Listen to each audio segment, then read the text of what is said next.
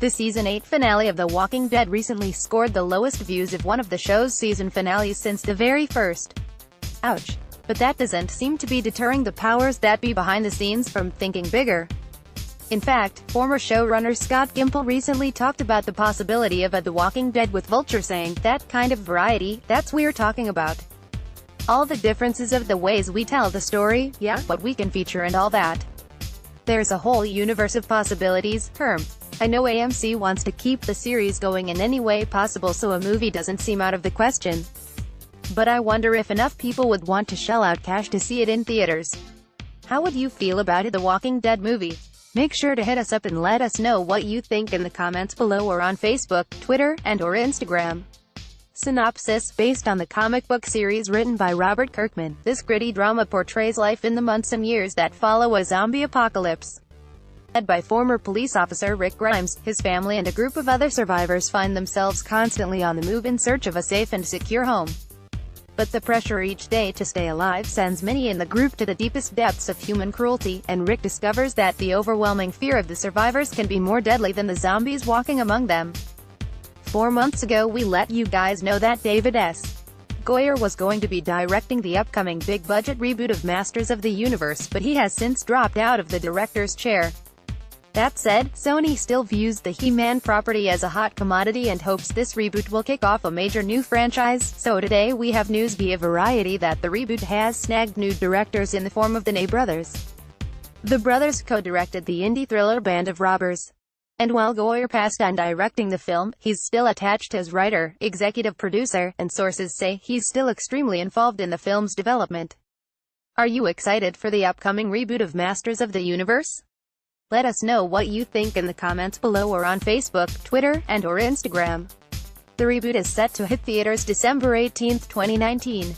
Rundown: based on the beloved Mattel toy line, which spawned a successful animated TV series, 1983-85, as well as a 1987 film. The property centers on the warrior He-Man, the last hope of a magical land called Eternia. Dolph Lundgren starred in the original pick as the title character, while Frank Langella played the villain as Skeletor. The Dread Central Presents title Imitation Girl is now available on VOD, and in preparation for its theatrical screening series, click here for theaters. We were fortunate to sit down with indie starlet Lauren Ashley Carter to chat about her career, Imitation Girl, and working with female directors. Here's the film's synopsis. When an alien takes the form of an adult film star, both must learn to cope with the complexities of being human in this mesmerizing directorial debut from Natasha Kermani, with Lauren Ashley Carter, Darling, in the dual role of Juliana and the Imitation Girl.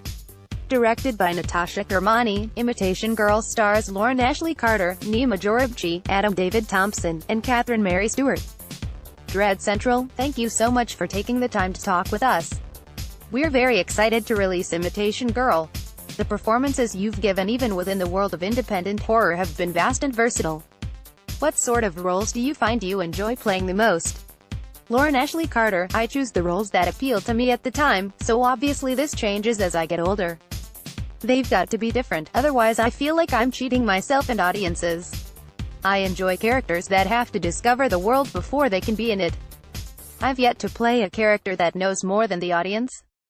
Maybe that's next. DC horror fans predominantly know you as an actress, but you've also created your own short films and web series, and that Jackie Chan audiobook. How do you determine the stories you want to tell as a creator compared to the roles you choose to play? I have always been a creator first. I began writing plays when I was about 6 or 7 years old and asking my classmates to act in them. I was appalled by some of the performances, to be honest, and fired a couple of my actors, stepped in and took on the roles myself. When I was living in NYC, most of the auditions I was going out for were for obnoxious characters, leaky robots that cried in a courthouse, and badly written, or underwritten, guest roles on TV shows. Others were for indie films that had no plot, other than awkward living room chats and uncomfortable sex scenes. And then commercial auditions where I'm standing next to some gorgeous 5 feet 10 inches print model having to amuse a casting director with an anecdote about my breakfast. Rejection never bothered me, but the boredom and repetition of memorizing crap text drove me fucking bonkers. So, I started to create again.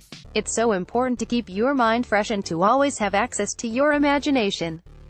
It's easy to lose that, and to let your mind atrophy, hustling to pay your bills and memorizing so much garbage. creating new work is the best way to keep your imagination alive. Even if it doesn't amount to dollar signs, even if it turns out to be more garbage than the garbage you were shitting on, it is rewarding, and it can tell you a lot about yourself. I like to tell stories about the world I see, and hopefully make people laugh when they look at it through my eyes. Comedy, my own sense of humor and the sense of humor of those closest to me, and also comedy content, got me through the toughest of times. I try to keep it light and have a sense of humor about the darkness because I don't want to get sucked into the nothingness that's on the other side. DC, in Imitation Girl, you play a character that works as an amateur porn star. Given the stigmas attached to sex workers, what drew you to this character? I knew quite a few exotic dancers growing up. The least interesting thing about them was that they were exotic dancers.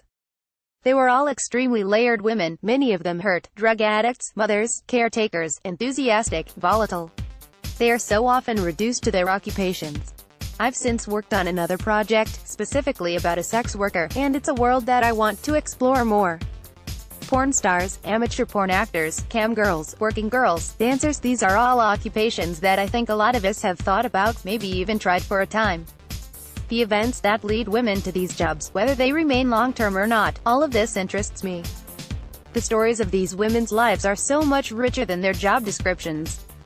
And maybe if we know their stories, we will see them as flesh and blood. DC, I actually really hate this question, but the unfortunate reality is that there are so many people that don't have any insight to how films are actually made. How do you feel working on set with a male director compared to a female director? From person to person, as we know, we aren't that much different.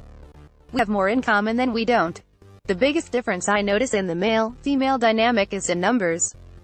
When there are more women on a crew, or more female producers, things feel more calm, work gets done efficiently and without panic. I'm talking about my crews, I guess, because I can't think of a time this has ever happened otherwise.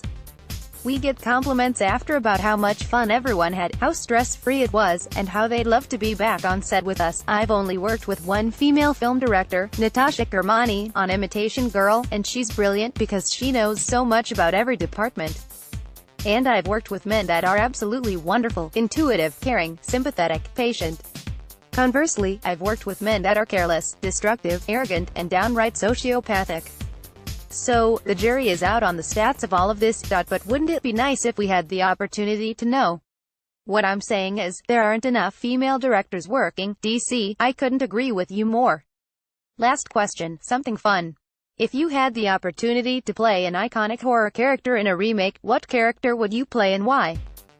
Well, I would never want to step into the shoes of an icon. That's exactly how you twist an ankle and fall on your face, BJ. But if I must, then I'd love to take on Quint from Jaws. That's pretty much my personality after a bottle of wine, anyway. Just throw me on a boat and roll the cameras. Lauren Ashley Carter is also the curator for the March edition of Box of Dread. There are only a few unclaimed boxes at the time we are writing these words, so sign up now before they sell out and are gone forever. Reserve your subscription by clicking here. For even more pictures and videos, check out Box of Dread on social media. If you have any questions or concerns, always feel free to contact us at support@boxofdread.com, and we'll do whatever we can to make things alright in your horror-loving world. We just found some pretty incredible news for those who love video game to film adaptations. Actress, singer-songwriter Nina Bergman tweeted that she's joined the cast of a new Universal adaptation of Doom, the 1993 video game series from developer id Software. Bergman states the film will be shooting soon in Bulgaria and that she will be working with a super cool director, who she also describes as an actor's director, not scared of taking chances, thinks outside the box. Writes crazy cool female characters and dialogue. This was a response to a now-deleted tweet from writer-director Tony Giglio, who wrote 3 of the Death Race films and directed Timber Falls, Extraction, and SWAT, Under Siege. Bergman describes the film as the next Doom, so it's uncertain whether or not this will be a sequel, a reboot, or a whole new reimagining. Wow, I'm doing the next Doom movie. Universal Pictures. I just signed all the paperwork. Dancer, medium light skin tone. I get to go back to Bulgaria again and work with some of my favorite people. 2 hearts. This movie. A super cool director and my new record coming out. I feel like the luckiest girl in the world. 4-leaf cloverpick.twitter.com/Q8T4EO Go. Nina Bergman, at Nina Bergman. April 17, 2018. Universal released a film adaptation in 2005 with stars Carl Urban and Wayne "The Rock" Johnson. It was directed by Andrei Bartkowiak and drew in about $55 million off a $60 million budget. Not a critical success by any stretch of the imagination, the film has since garnered a cult following, as evidenced by our own Matt Donato's recent appreciation in his Drinking with the Dread column. While I'm most certainly excited for a new adaptation of Doom, I'm curious how this one will play out. Bartkowiak's adaptation didn't touch upon perhaps the most important aspect of the series, which is that all the monsters and demons are denizens of hell, which sends the Doom Marine into the bowels of the ultimate inferno to wage war on their own turf. Admittedly, to pull something like that off and make it look good will certainly cost a pretty penny, so who knows if Universal is ready to make that gamble with this new adaptation? If they do decide to go that route, I have a feeling that the film will automatically be seen in a better light than the 2005 film. This news also comes ahead of this year's E3 festival, where rumors are swirling that Bethesda will announce a sequel to 2016's Doom, which went on to become one of the most critically acclaimed releases that year, including winning Best Action Game from the 2016 The Games Awards. If this is also true, we could be seeing a resurgence of Doom in all the best ways possible.